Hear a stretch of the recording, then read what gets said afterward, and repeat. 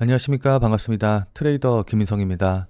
자, 현재 XRP, 그러니까 리플 같은 경우에는 전일 대비해서 0.5% 하락한 3,302원, 이제 요 정도쯤에서 움직이고 있거든요.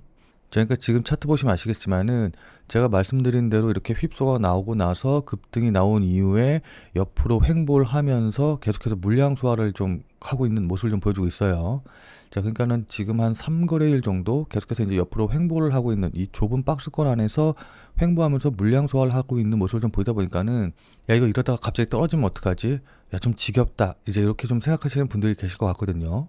자, 근데 지금 차트 보실 줄 아시는 분들은 좀 다들 잘 아시겠지만은 이렇게 횡보하고 있는 와중에도 여기 보시면 이렇게 저점은 높아지고 있는 모습을 좀 보여주고 있고, 거기에 비해서 거래량은 이렇게 계속해서 하락하는 모습을 좀 보여주고 있기 때문에 기술적으로만 본다라고 한다고 하면은 이 박스권의 상단을 돌파할 가능성, 그래서 이렇게 치고 올라갈 가능성이 더 높은 자리다라고 좀 볼 수가 있어요.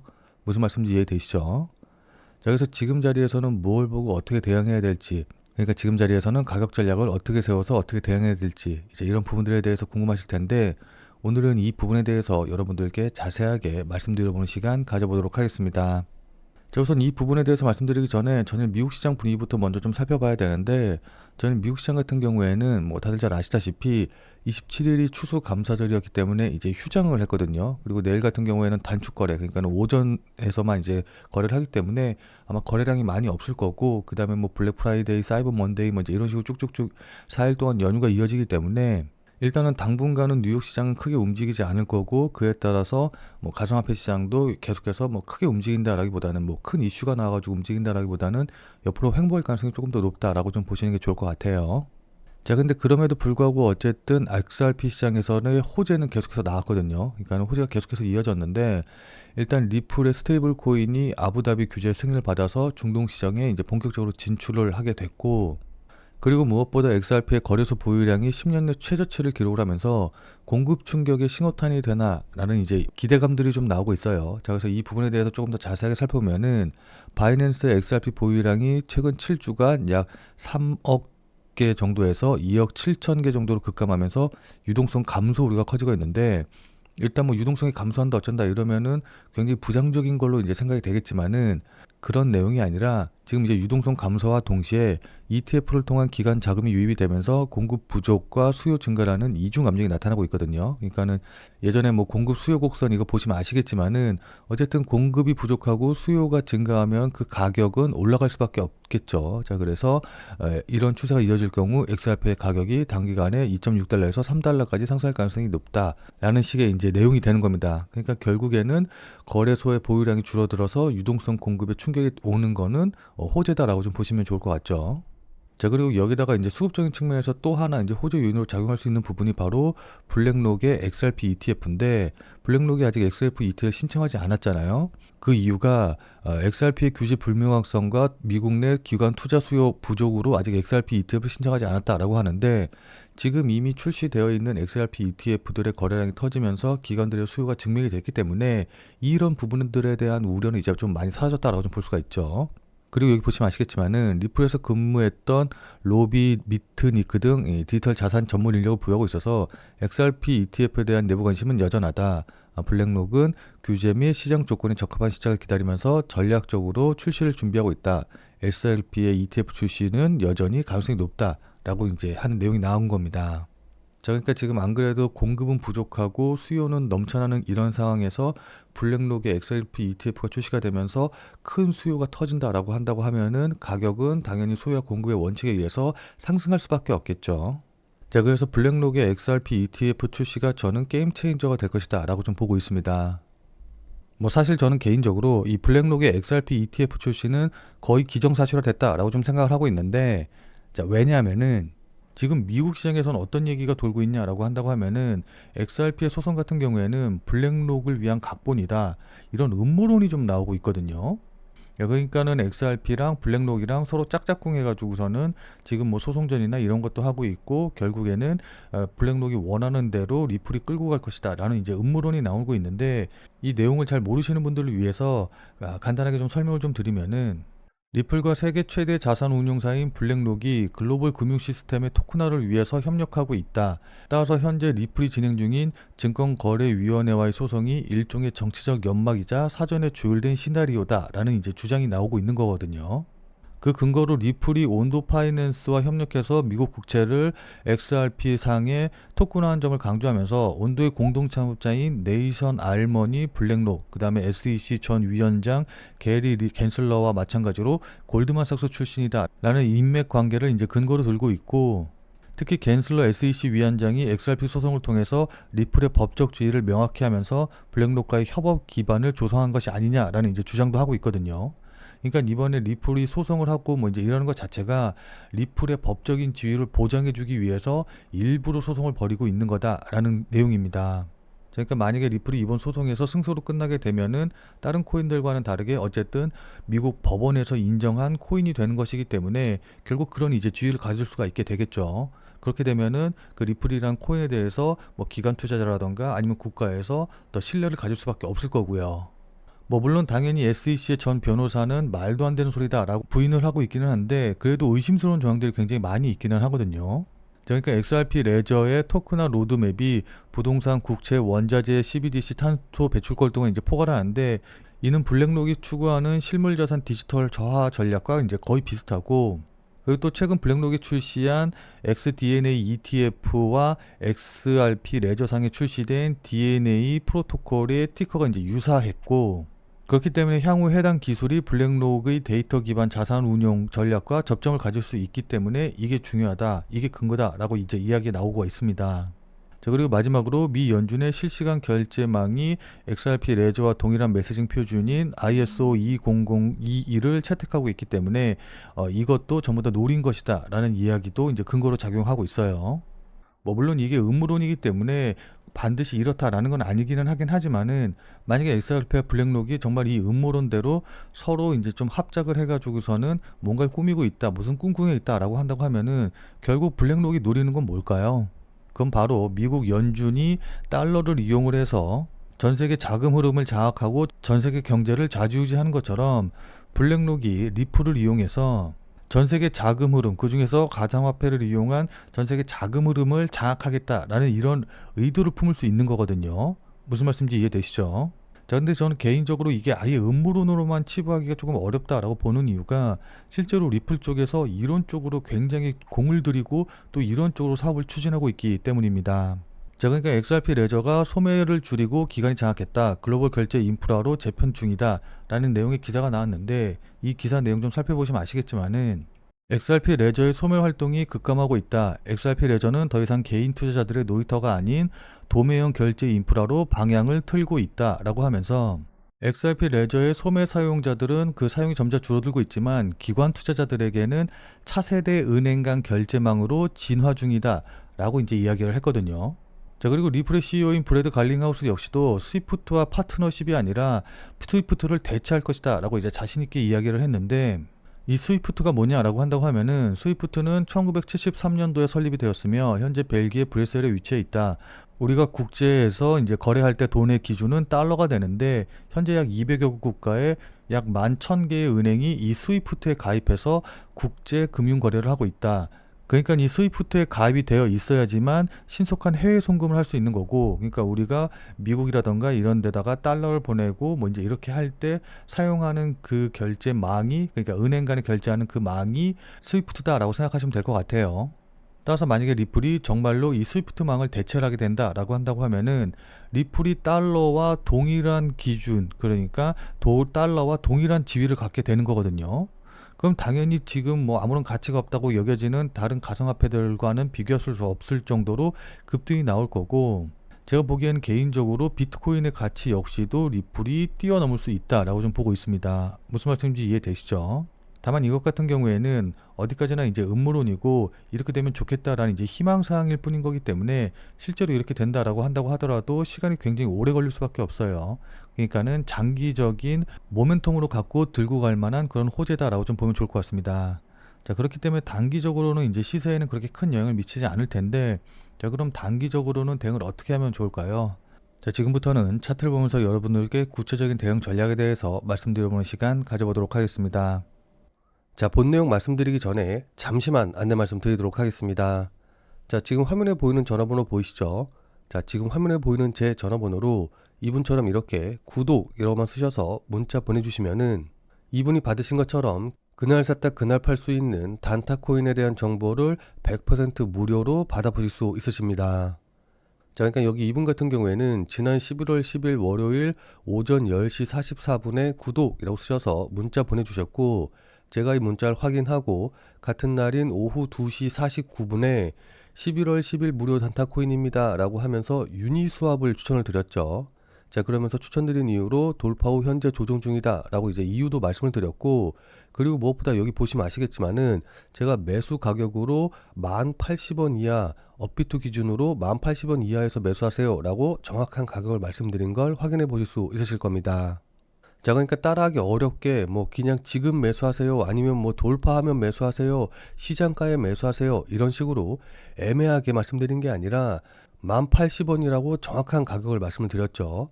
그리고 여기 이렇게 손절 가격으로 9,700원이라고 손절 가격도 말씀을 드렸는데, 그럼 이날 유니스왑의 주가가 어떻게 움직였는지 같이 한번 좀 확인을 해보면은, 자, 지금 유니스왑의 차트 보시면 아시겠지만은 제가 매수하세요 라고 문자 보내드린 11월 10일 오후 3시경이 바로 이제 요 정도 가격대였거든요.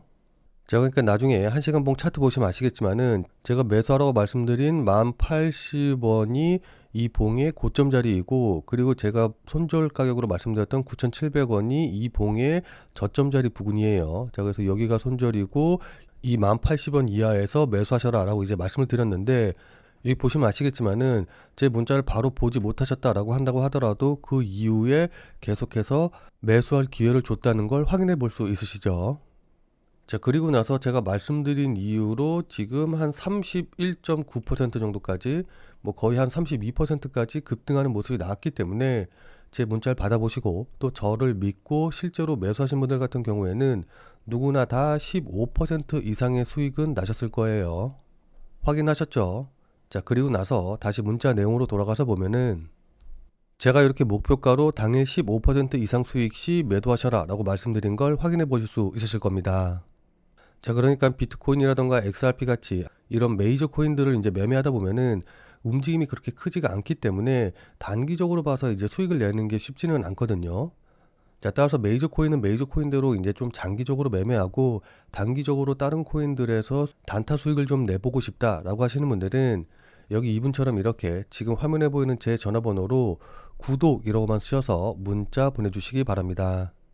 자, 지금 화면에 보이는 제 전화번호로 이렇게 구독이라고 쓰셔서 문자 보내주신 분들에게는 다시 한번 말씀드립니다만은 100% 무료로 그날 샀다 그날 팔 수 있는 단타 코인에 대한 정보를 이렇게 이제 알려드릴 건데, 다만 이제 이분처럼 이렇게 실제로 문자 받아보시고 또 실제로 매매하셔서 수익 나셨다라고 한다고 하면은 여러분들 기분 굉장히 좋아지시겠죠.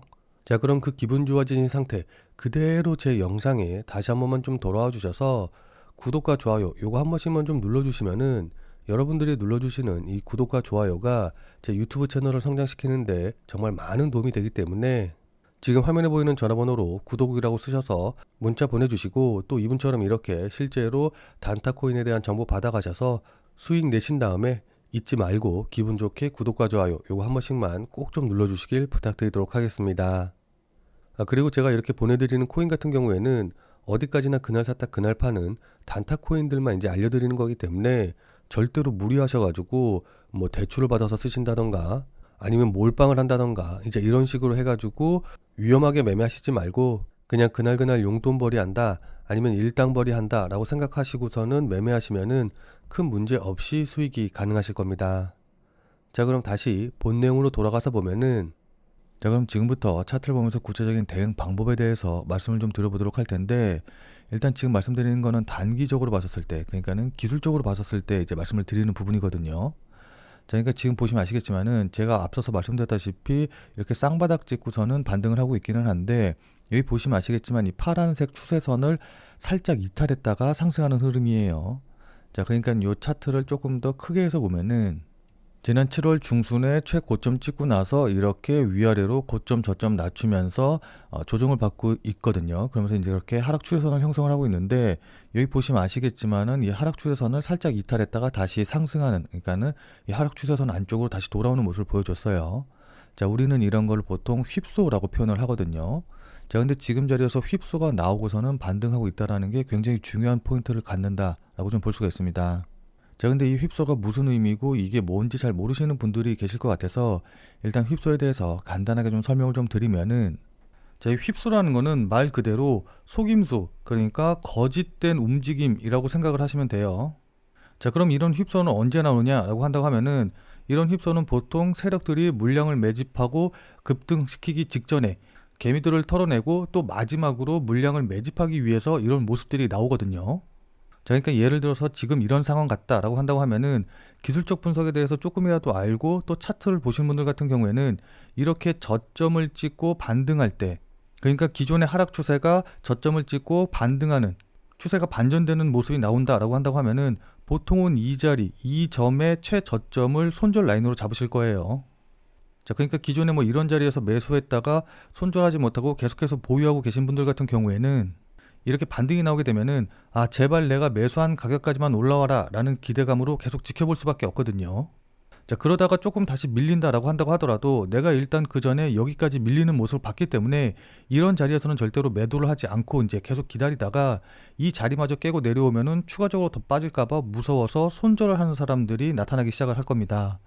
자, 그러니까 기존에 보유하고 있던 사람들 중에서 손절을 못한 사람들 같은 경우에는 어쨌든 직전 저점이 깨지기 전까지는 어떻게든 보유해서 본절로라도 팔고 나오려는 심리가 굉장히 강하다라는 거죠.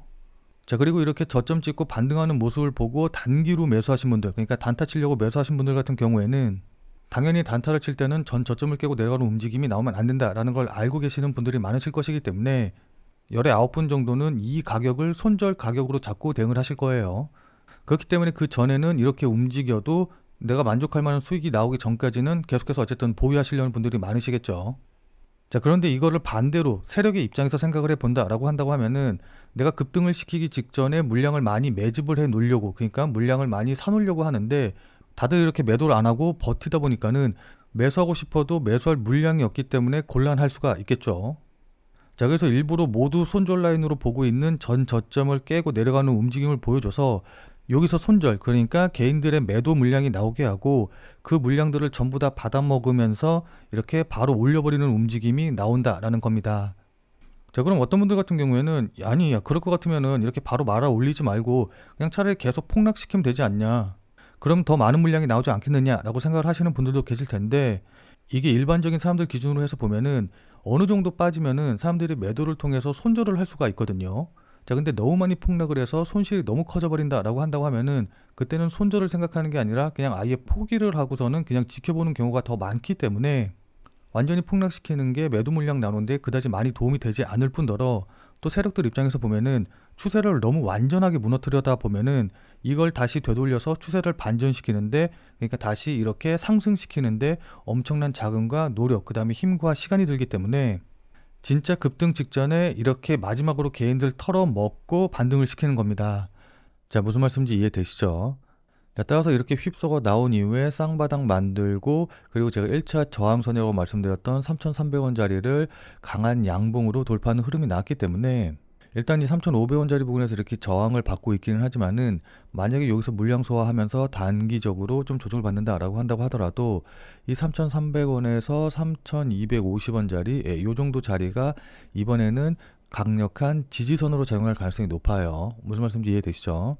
따라서 여기까지 조정을 좀 받으면은 이 자리 부근에서는 충분히 추가 매수라던가 신규 매수 가능해 보이고, 그리고 여기서 추가 매수나 신규 매수했다라고 한다고 하면은 직전 저점 마찬가지로 깨고 내려가면 안 되기 때문에 손절은 대략적으로 3,050원짜리 부근을 잡고 대응을 하시면 좋을 것 같아요. 그러니까 3,050원짜리 깨고 내려가면은 단기적으로 보시는 분들은 이때는 일단은 손절 처리하시는 게 맞아 보이고, 그리고 3,500원짜리 돌파하게 된다라고 한다고 하면은 그 다음 목표가로는 일단 1차적으로는 3,600원짜리 부근, 그러니까 1차 목표가로 3,600원짜리 잡고 대응하시면 좋을 것 같고, 그리고 3,600원 돌파한다라고 한다고 하면은 2차 목표가는 3,800원짜리 잡고 대응을 하시면 될 것 같습니다.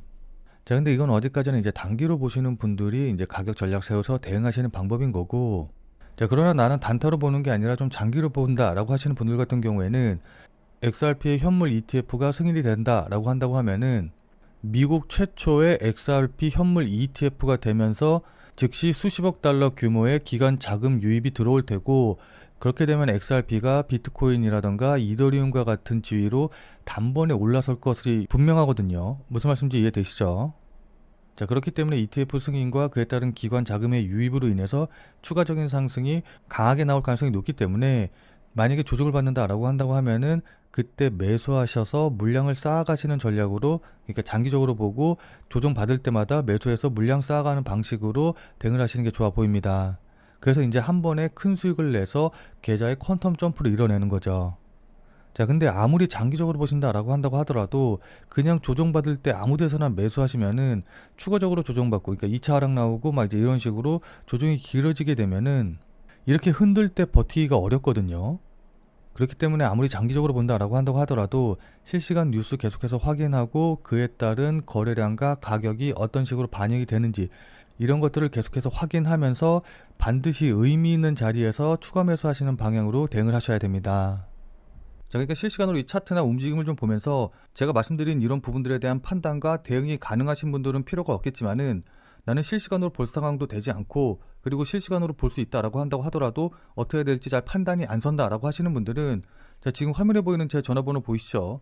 자, 지금 화면에 보이는 제 전화번호로 참여라고만 쓰셔서 문자 보내주시기 바랍니다. 자, 지금 화면에 보이는 제 전화번호로 이렇게 참여라고 쓰셔서 문자 보내주신 분들에게는 제가 그동안 여러분들께 한 말도 있고, 또 실제로 제 말을 듣고 매수하신 분들도 계시니까는 제 채널의 구독 여부와는 상관없이 무조건 제가 100% 무료로 운영 중인 비공개 텔레그램 방에 들어오실 수 있는 링크를 드리도록 할게요.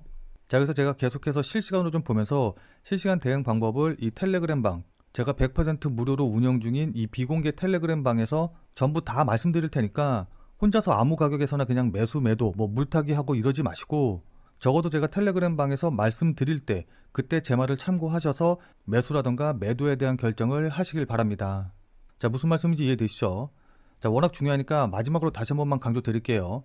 자, 지금 화면에 보이는 제 전화번호로 이렇게 참여라고만 쓰셔서 문자 보내주시면은 제가 100% 무료로 운영 중인 텔레그램 방에 들어오실 수 있는 링크를 보내드릴 테니까, 어떻게 대응해야 될지 잘 모르겠다, 아니면은 실시간으로 계속해서 지켜볼 수 없다라고 하시는 분들은 꼭 텔레그램 방에 들어오셔서 제가 실시간으로 말씀드리는 내용 확인하신 다음에 여러분들이 매수하실지 매도하실지 결정을 하시면은 분명히 여러분들 매매하시는데 도움이 되실 테니까 늦기 전에 들어오셔서 관련 내용들 실시간으로 확인을 좀 하시면 좋을 것 같아요.